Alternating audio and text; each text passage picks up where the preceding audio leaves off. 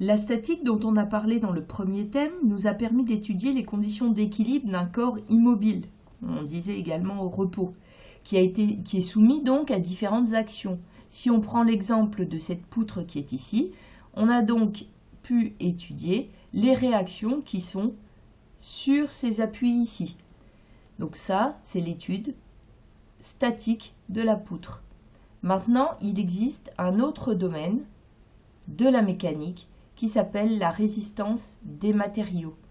Donc en fait, cette poutre ici, on sait qu'elle est à l'équilibre, on a calculé les valeurs des réactions ici et là. Par contre, on ne sait pas comment elle va se déformer et est-ce qu'elle peut passer à la rupture.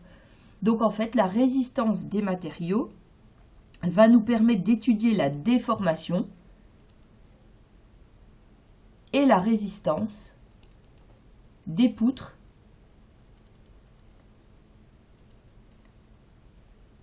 connaissant les actions mécaniques.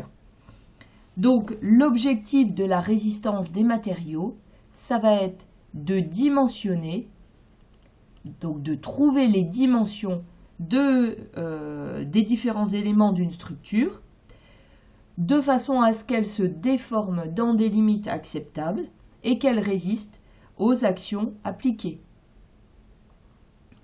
Donc résistance aux actions qu'elle va devoir porter et déformation dans des limites qui vont être acceptables.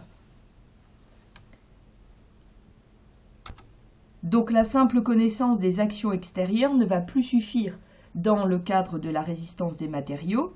Il va être maintenant nécessaire de connaître les efforts qui vont agir à l'intérieur de la matière.